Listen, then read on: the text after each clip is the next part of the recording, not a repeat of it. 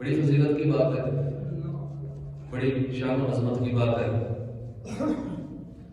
لیکن اس سے زیادہ فضیلت کی، اس سے زیادہ شان و عظمت کی بات یہ ہے کہ اللہ اپنے بندے سے محبت فرمائے۔ بندہ تو بندہ ہے، بندہ تو اپنے خالق سے محبت کرے گا، کرنی چاہیے، اپنے رازق سے، اپنے مالک سے محبت کرے۔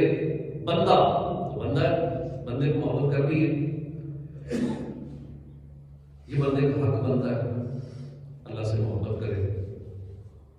مگر اللہ پاک رب ہو کر، اللہ پاک خالق ہو کر، مالک ہو کر، رازق ہو کر بندے سے محبت فرمائے، یہ اس سے بڑی شان اور فضیلت کی بات ہے۔ بخاری شریف کی حدیث پاک اللہ پاک ارشاد فرماتا ہے، ما یزال عبدی یتقرب الی بالنوافل، بندہ نوافل کے ذریعے میرا قرب حاصل کرتا رہتا ہے، حتیٰ کہ یہاں تک کہ حتیٰ احبہ، بندہ نوافل کے ذریعے میرا قرب حاصل کرتا رہتا ہے، میرے قریب ہوتا رہتا ہے، یہاں تک کہ میں اسے محبت کرنے لگتا ہوں۔ فَإِذَا أَحْبَبْتُهُ، بس جب میں بندے سے محبت کرتا ہوں پھر کیا ہوتا ہے، كُنْتُ سَمْعَهُ الَّذِي يَسْمَعُ بِهِ، پھر میں اس بندے کے کان بن جاتا ہوں جن سے وہ سنتا ہے۔ وَبَصَرَهُ الَّذِي يَبْصِرُ بِهِ، اس بندے کی آنکھیں بن جاتا ہوں جن سے وہ دیکھتا ہے۔ وَبَصَرَهُ الَّذِي يَبْصِرُ، اس کی آنکھیں بن جاتا ہوں جن آنکھوں سے وہ دیکھتا ہے۔ وَيَدَهُ الَّتِي يَبْطِشُ بِهَا، میں اس کے ہاتھ بن جاتا ہوں جن سے وہ پکڑتا ہے۔ وَرِجْلَهُ الَّتِي يَمْشِي بِهَا، میں اس بندے کے پاؤں بن جاتا ہوں جن سے وہ چلتا ہے۔ وَفُؤَادَهُ الَّذِي يَعْقِلُ بِهِ، میں اس بندے کا دل ہو جاتا ہوں جس سے وہ سوچتا سمجھتا ہے۔ وَلِسَانَهُ الَّذِي يَتَكَلَّمُ بِهِ، میں اس بندے کی زبان بن جاتا ہوں جس سے وہ بولتا ہے۔ إِن دَعَانِي أَجَبْتُهُ، اگر وہ بندہ مجھ سے دعا کرے میں اس کی دعا قبول کر لیتا ہوں۔ اور وَإِن سَأَلَنِي أَعْطَيْتُهُ، جب وہ میرا بندہ مجھ سے سوال کرتا ہے میں اس کا سوال پورا کر دیتا ہوں۔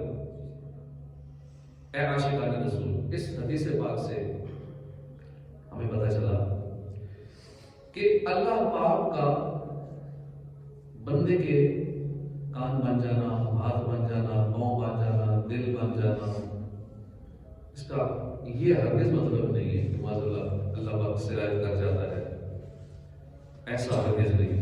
حدیث پاک کا جو ایک مطلب علماء کرام نے بیان فرمایا ہے وہ یہ ہے کہ اللہ پاک جب اپنے بندے سے محبت فرماتا ہے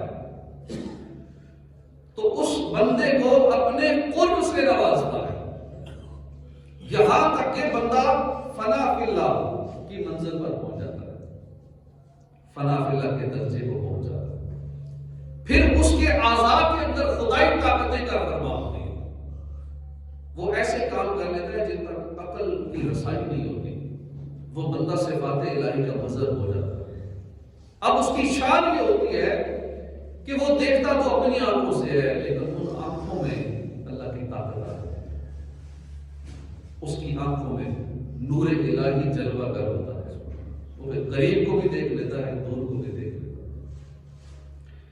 وہ بندہ سنتا تو اپنے کانوں سے ہی ہے مگر اس کا سننا اللہ پاک کی صفت سمیع کا مظہر ہو جاتا ہے۔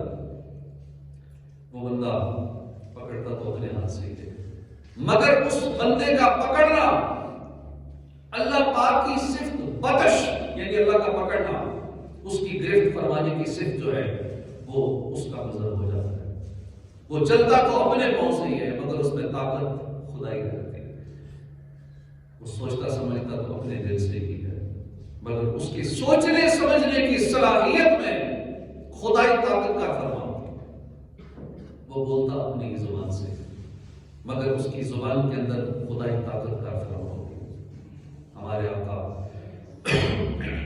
مدنی مصطفیٰ صلی اللہ علیہ وآلہ وسلم نے قیامت تک ہونے والے واقعات کو ملاحظہ فرما لیا، بلکہ قیامت میں جو کچھ ہوگا جنت میں کون جائے گا، دوزخ میں کون جائے گا، کیا کیا واقعات رونما ہوں گے، میرے آقا نے سارا کچھ دیکھ لیا. پھر آنکھوں میں ایسی طاقت آ جاتی ہے کہ ابھی قیامت بہت دور ہے بظاہر ہمارے حساب سے، لیکن میرے آقا صلی اللہ علیہ وسلم کی طاقت دیکھیں، دیکھنے کی طاقت دیکھیں. ابھی جو ہونا ہے ہوا نہیں ہے، میرے آقا نے وہ سارا کچھ بلایا تھا. یہ خدائی طاقت آ جاتی ہے ان آنکھوں میں جو رب کا ہو جاتا ہے. اسی طرح یعقوب علیہ السلام کنان میں بیٹھے ہوئے ہیں، مصر سے یوسف علیہ السلام کی قمیض ابھی چلی ہے، خوشبو سونگ لیتے ہیں. سونگنے کی طاقت ایسی آ جاتی ہے. یہ اللہ کی دی ہوئی طاقت ہے کہ سینکڑوں ہزاروں میل کے فاصلے سے اس چیز کو وہ محسوس کر لیتے ہیں، خوشبو سونگ لیتے ہیں. سلیمان علیہ السلام نے 3 میل کے فاصلے سے چیونٹیوں کی آواز سن لی کہ آپ اس میں کیا باتیں کر رہے ہیں. یہ طاقت آ جاتی ہے رب کی طرف سے ان کی قوت سماعت کے اندر. آصف بن برقیہ سلیمان علیہ السلام کے وزیر، انہوں نے یمن سے تخت بلقیس کو شام میں حاضر کر دیا اور وہ بھی پلک جھپکنے سے پہلے. یہ طاقت آ جاتی ہے اللہ والوں کے پاس. امیر المومنین سیدنا فاروق اعظم منبر رسول پر بیٹھے ہیں اور مدینے میں بیٹھے ہیں اور نہاوت کے مقام پر جنگ ہو رہی ہے اور سپہ سالار کو حضرت ساریہ کو دیکھ بھی رہے ہیں، ڈائریکشن بھی دے رہے ہیں کہ ساریہ پہاڑ کی طرف ہو. یہ طاقت آ جاتی ہے. دیکھ بھی لیا کہ سینکڑوں میل دور کیا ہو رہا ہے اور ان کو ہدایات بھی جاری کر دی اور اپنی آواز بھی ان تک پہنچا دی. یہ خدائی طاقت ہوتی ہے جو اللہ اپنے بندوں کو پھر عطا فرما دیتا ہے. اسی طرح اعلی حضرت امام اہل سنت امام احمد رضا خان رحمۃ اللہ علیہ یہ بریلی شریف میں اپنے گھر کے اپنے کمرے میں وہاں داخل ہوتے ہیں. ہر جمعرات کو وہی کمرے سے مدینے کی حاضری کر کے آ جاتے ہیں. بارو ذریعہ ہے. یہ طاقت اللہ پاک اپنے بندوں کو عطا فرما دیتا ہے. تو یہ سب چیزیں جو ہے یہ اسی خدائی طاقت کے کرشمے ہیں جو اللہ اپنے محبوب بندوں کو عطا فرما دیتا ہے. گفتائے او گفتائے اللہ بود گرچہ از برگوں میں عبداللہ بود. اللہ پاک کے محبوب بندے کی زبان سے نکلی ہوئی بات در حقیقت اللہ پاک ہی کا فرمان ہوتا ہے. پیارے اسلام بھائیو، یہ ہے اس بندے کی شان جس سے اللہ محبت فرماتا ہے. اور اللہ پاک کس سے محبت فرماتا ہے؟ ہم نے جو حدیث پاک سنی، ان اللہ یحب العبد التقی الغنی الخفی. اللہ پاک محبت فرماتا ہے متقی سے، غنی سے اور گمنام رہنے والے سے. یہ 3 صفات جو ہم نے سنی اللہ سے محبت فرماتا ہے: تقوی، غنا، گمنامی. اور تقوی کے حوالے سے قرآن پاک کے اندر بہت ساری آیات ہیں جو تقوی کے بارے میں ہیں، تقوی کی فضیلت کے حوالے سے موجود ہیں. ایک آیت ہے فَإِنَّ اللَّهَ يُحِبُّ الْمُتَّقِينَ. اس میں ڈر والوں کے لیے بے شک اللہ پرہیزگاروں سے محبت فرماتا ہے. یحب المتقین، اللہ پرہیزگاروں سے متقین سے محبت فرماتا ہے. تقوی اصل بندگی ہے.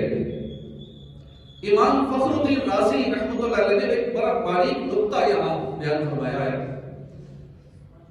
فرماتے ہیں کہ اللہ پاک نے ایک مقام پر قرآن کریم کی یہ صفت بیان فرمائی ہے کہ ہدی للمتقین، کہ قرآن پاک جو ہے اس میں ہدایت ہے متقین کے لیے، اس میں ڈر والوں کے لیے ہدایت ہے. اور ایک اور مقام پر اللہ پاک نے فرمایا ہدی للناس، اس میں لوگوں کے لیے ہدایت ہے. امام رازی رحمۃ اللہ علیہ ان دونوں آیتوں کو ملا کر آپ فرماتے ہیں کہ اگر ان دونوں آیتوں کو ملا دیا جائے تو نتیجہ یہ نکلے گا کہ حقیقت میں انسان کہلانے کا حقدار ہی وہی ہے جو متقی اور پرہیزگار. جو متقی نہیں ہے وہ حقیقت میں انسان کہلانے کا حقدار ہی نہیں ہے. علماء کرام نے تقوی کے 7 درجات بیان فرمائے میں پہلا درجہ جو تقوی کا ہے وہ ہے ایمان. تو ایمان کی دولت جس کو حاصل ہے، جس نے کلمہ پڑھا ہوا ہے، مسلمان ہے، اس کو تقوی کا ایک درجہ حاصل ہے، ادنا سا ایک درجہ. جس کے دل میں ایمان ہے، سچے دل سے کلمہ پڑھ لیا، دار اسلام میں داخل ہو کر اس کا ابتدائی درجے کا ایمان ہے، مگر ہے بھی یہ بھی تقوی ہی ہے۔ لیکن وہ شخص جس نے کلمہ ہی نہیں پڑھا، کفر کی دلدل میں پھنسا ہوا ہے، وہ شخص انسان کہلانے کے قابل ہی نہیں، انسان کہلانے کا حقدار ہی نہیں۔ اس کے متعلق تو اللہ پاک نے قرآن میں فرمایا اولئک کالانعام بل هم اضل، کہ یہ لوگ جانوروں کی طرح ہیں جن کے اندر تقوی نہیں ہے۔ یعنی اتنا سب ایک درجہ بھی نہیں تھا کہ کلمہ نہیں پڑھا، ایمان تک نہیں لائے، وہ لوگ جانوروں کی طرح ہیں بلکہ ان سے بھی زیادہ بھٹکے ہوئے۔ پہلے فرمایا جانوروں کی طرح، فرمایا جانوروں سے بھی بدتر، جنہوں نے ایمان نہیں لایا، جنہوں نے کلمہ نہیں پڑھا۔ پتہ چلا کہ جس کے اندر ذرا برابر بھی تقوی نہیں، یعنی ایمان نہیں ہے، جو کافر ہے، جو غیر مسلم ہے، وہ ظاہر میں اگرچہ انسان نظر آتا ہے، اس کی آنکھیں ہیں، کان ہیں، اس کی شکل ہے، منہ ہے، سب کچھ ہے، لیکن انسان کہلانے کا حقدار نہیں، بلکہ انسانی شکل میں جانور ہے، بلکہ قرآن فرما رہا ہے اس سے بھی بدتر ہے، کیونکہ اپنے خالق و مالک کو تو جانور بھی پہچانتے ہیں، لیکن یہ نہیں پہچان رہا، بدبخت عقل رکھتے ہوئے اپنے خالق اور مالک کا انکار کرتا ہے۔ تو معلوم ہوا کہ ہم اللہ کے بندے ہیں اور بندگی کی اصل جو ہے وہ تقویٰ ہے۔ تو اے عاشقان رسول، جس طرح بندگی کی اصل تقویٰ ہے، اسی طرح نیکی کی اصل بھی تقویٰ ہے۔ نیکی کی اصل بھی تقویٰ ہے۔ اللہ پاک ارشاد فرماتا ہے وَلَيْسَ الْبِرَّ بِأَنَّ تَأْتُوا الْبُيُوتَ مِنْ ظُهُورِهَا وَلَكِنَّ الْبِرَّ مَنِ اتَّقَىٰ۔ ترجمہ کنز العرفان، اور یہ کوئی نیکی نہیں تم گھروں کی پچھلی دیوار کو توڑ کر اندر داخل ہو، بلکہ اصل نیکی تو تقویٰ پرہیزگاری ہے۔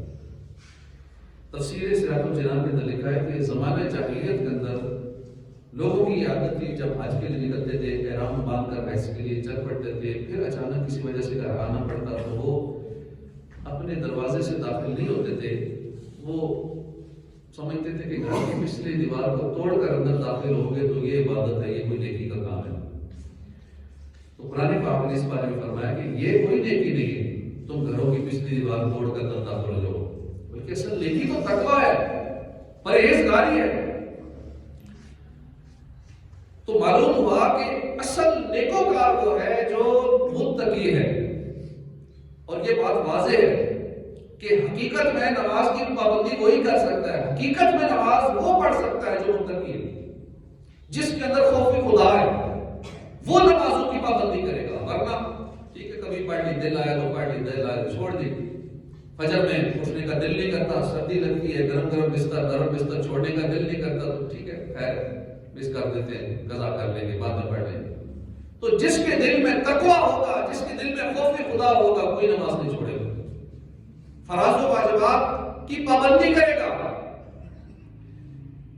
ماشاء اللہ کتنے لوگ نماز قضا کر دیتے ہیں، کتنے ایسے جو مسجد میں نماز پڑھنے ہیں لیکن غیبتیں کرتے ہیں، چغلیاں کھاتے ہیں، آتے مسجد میں نماز پڑھنے، مسجد کی بے ادبیاں کرتے ہیں، دنیا کی باتیں کرتے ہیں، اور اپنے سر پر گناہوں کی گردی لاش پر واپس جاتے ہیں۔ روزہ بھی وہی رکھ سکتا ہے کہ جس کے دل میں تقویٰ ہے، جس کے دل میں خوف خدا ہے۔ ورنہ کیا کرتے لوگ ٹائم پاس کرنے کے لیے روزہ رکھتے ہیں، کہ روزہ رکھ کے کہتے ہیں ٹائم کسی طرح گزرے، وقت نہیں گزر رہا، کھیل کود میں دیگر کاموں میں وقت گزارنے کی کوشش کرتے ہیں۔ حج بھی حقیقی طور پر وہ کر سکتا ہے جس کے دل میں تقویٰ ہے، ورنہ کتنے ایسے دوران طواف سیلفیاں بنا رہے ہوتے ہیں، دوران طواف عجیب و غریب کام کر رہے ہوتے ہیں، بلکہ گناہوں بھرے کام کر رہے ہوتے ہیں، جان بوجھ کر عورتوں کو ٹچ کر رہے ہوتے ہیں، دوران طواف ملتزم سے لپٹے ہوئے بھی وہاں بھی نہ جانے کیا کہ سلسلہ کر رہے ہوتے ہیں۔ اگر دل میں خوف نہیں ہے تو کعبے پہ پاس حرم میں جا کر بھی لوگ عجیب و غریب کام کرتے ہیں۔ دل میں تقویٰ ہے تو یہاں بیٹھ کے بھی اللہ سے ڈرے گا، یہاں رہ کے بھی اس کے دل میں خوف خدا ہو۔ اسی طرح صدقہ خیرات، غریبوں کی مدد، دوسروں کے ساتھ نیک سلوک وغیرہ، یہ سارے نیک اعمال حقیقت میں وہی کر سکتا ہے جس کے دل میں تقویٰ۔ ورنہ کتنے ایسے لوگ ہیں جو نیکی کر کے ضائع کر دیتے ہیں، کبھی ریاکاری میں مبتلا ہو جاتے ہیں، کبھی صدقہ و خیرات کرتے ہیں، کسی کی ہیلپ کرتے ہیں اللہ کی رضا کے لیے، پھر اسی پر احسان جتلاتے ہیں اور اپنا سارا کیا طرح اس کو ضائع کر دیتے ہیں۔ تو معلوم ہوا کہ حقیقت میں نیکوکار وہی ہے جس کے دل میں تقویٰ ہے۔ حضرت ابراہیم تیمی فرماتے ہیں میں موت کی یاد کے لیے کثرت سے قبرستان میں جاتا تھا، ایک رات میں قبرستان میں تھا، مجھے نیند آ گئی، میں سو گیا، میں نے خواب دیکھا ایک قبر کھلی ہوئی، میں نے دیکھی خواب میں، تو کہنے والا کہہ رہا ہے کہ یہ زنجیر پکڑو، اس کے منہ میں داخل کرو، نیچے سے نکالو۔ اس پر وہ مردہ کہنے لگا یا اللہ کیا میں نماز نہیں پڑھتا تھا، کیا میں قرآن نہیں پڑھتا تھا، کیا میں تیری راہ میں خرچ نہیں کرتا تھا، کیا میں حج نہیں کرتا تھا؟ ایک کے بعد دوسری نیکی گنواتا جاتا۔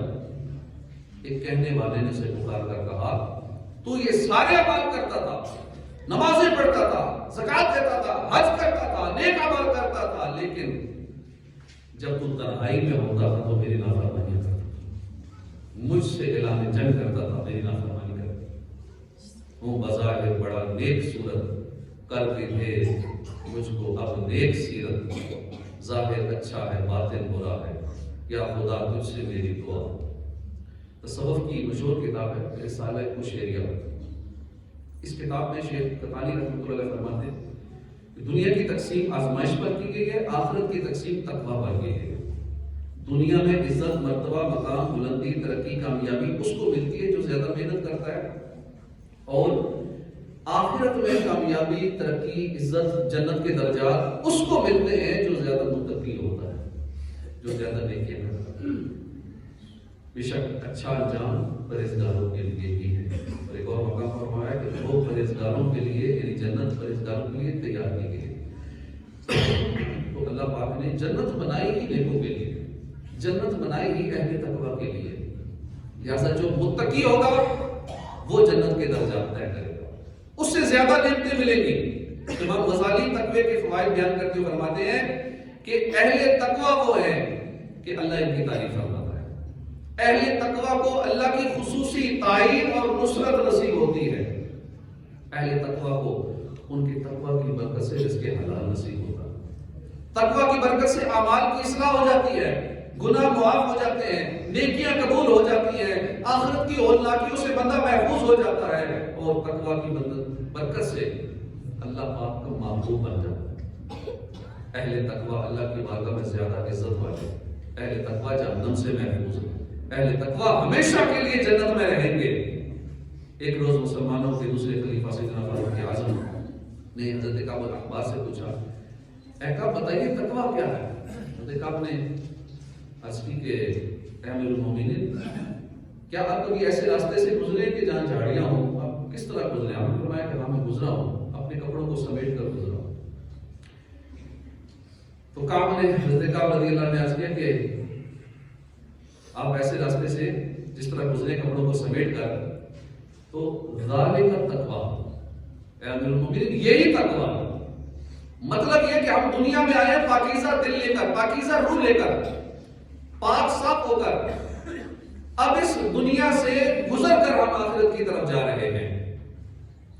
ایک طرف نفس ہے، ایک طرف دنیا کی محبت ہے، مال کی محبت ہے، حسد ہے، بغض و کینہ ہے، تکبر ہے، خواہش پرستی ہے، طرح طرح کے گناہوں کا سلسلہ ہے، یہ سب گویا کانٹے دار جھاڑیاں ہیں، اور ہم آخرت کے سفر کی طرف روانہ ہیں۔ اب ہم نے زندگی کے اس سفر کو، اپنی روح کو، دل کو پاکیزہ رکھتے ہوئے ان کانٹے دار جھاڑیوں سے، ان گناہوں سے اپنے آپ کو بچاتے ہوئے آخرت کی طرف جانا، اسی چیز کا نام تقویٰ ہے۔ اللہ کے محبوب بندے کا دوسرا وصف جو حدیث پاک ہم نے سنی، اس میں بیان ہوا غنا۔ پیارے آقا صلی اللہ علیہ وسلم نے فرمایا کہ غنا جو غنی ہو جاتا ہے تو فرماتے ہیں میں اس سے محبت کرتا ہوں، اور غنا جو ہے ان اللہ یحب العبد التقی الغنی، جو دوسری بات تھی جس سے اللہ محبت فرماتے ہیں، تقی متقی اور دوسرا غنی۔ قرآن پاک میں ہے کہ اے لوگوں تم سب اللہ کے محتاج ہو اور اللہ ہی بے نیاز ہے، تمام خوبیوں والا ہے۔ تو اللہ پاک بے نیاز ہے، غنی ہے، تو یہ جو صفت ہے غنا، یہ مکمل طور پر تو انسان بے نیازی، انسان کو ملنا ناممکن ہے، اللہ بے نیاز ہے۔ البتہ وہ غنا جو بندے کی صفت ہے، یہ اصل میں غنا نہیں فقر ہے۔ امام غزالی نے فقر کے جو 6 درجات بیان فرمائے ہیں، ان میں جو اعلیٰ فقر کا درجہ ہے اس کو غنا کہتے ہیں۔ مطلب یہ ہے کہ بندہ دنیا کی ہر چیز سے، مال و دولت سے بے نیاز ہو جائے۔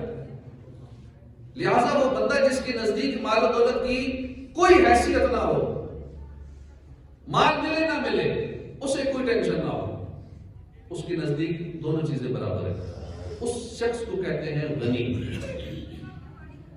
منقول ہے کہ اللہ کے نبی علیہ السلام کے حواریوں نے آپ سے پوچھا کہ اے رسول اللہ، کیا وجہ ہے؟ آپ پانی پر بھی چل لیتے ہیں، ہم نہیں چل سکتے، کیا وجہ ہے اس کی؟ عیسیٰ علیہ السلام نے فرمایا کہ تمہارے نزدیک درہم و دینار کی کیا ویلیو، مال کی کیا اہمیت ہے؟ بہت زیادہ اہمیت ہے مال و دولت کی۔ فرمایا کہ میرے نزدیک درہم و دینار مٹی کے ڈھیلے کی طرح ہے، اس لیے میں پانی میں چل رہا ہوں۔ تو یہ ہے اصل غنا۔ ابھی ہمیں کیسے حاصل ہوگی؟ اس کا ایک طریقہ تو یہ ہے کہ بندہ اللہ کے خالق، مالک اور رازق ہونے پر اپنے دل کو راضی کر لے، مطمئن ہو جائے۔ حدیث پاک میں کہ سب سے بڑا غنی جو بننا چاہتا ہے اسے چاہیے کہ اپنے پاس جو کچھ ہے، مال و دولت ہے، شہرت ہے، منصب ہے، طاقت ہے، جو بھی اس کے اپنے پاس خصوصیت ہے، اس پر توکل بھروسہ نہ کرے، بلکہ اسے چاہیے کہ اللہ پاک کے خزانے قدرت پر بھروسہ کرے۔ اپنی کسی چیز پر بھروسہ نہ کرے کہ اس وقت میرے پاس سب سے بڑا عہدہ ہے، اس وقت میرے پاس سب سے زیادہ دولت ہے، اس وقت میری شہرت سب سے زیادہ ہے، اس وقت میرے سبسکرائبر سب سے زیادہ ہیں، اس وقت مجھے یہ خوبی خاص ملی ہوئی ہے جو کسی اور کے پاس نہیں ہے۔ کسی اپنی چیز پہ بھروسہ نہ کرے، اس مالک، اس رازق، اس خالق کے خزانہ قدرت پر بھروسہ کرے۔ جو چیز ملی ہوئی ہے وہ ایک لمحے میں ختم نہیں ہو سکتی، جا نہیں سکتی۔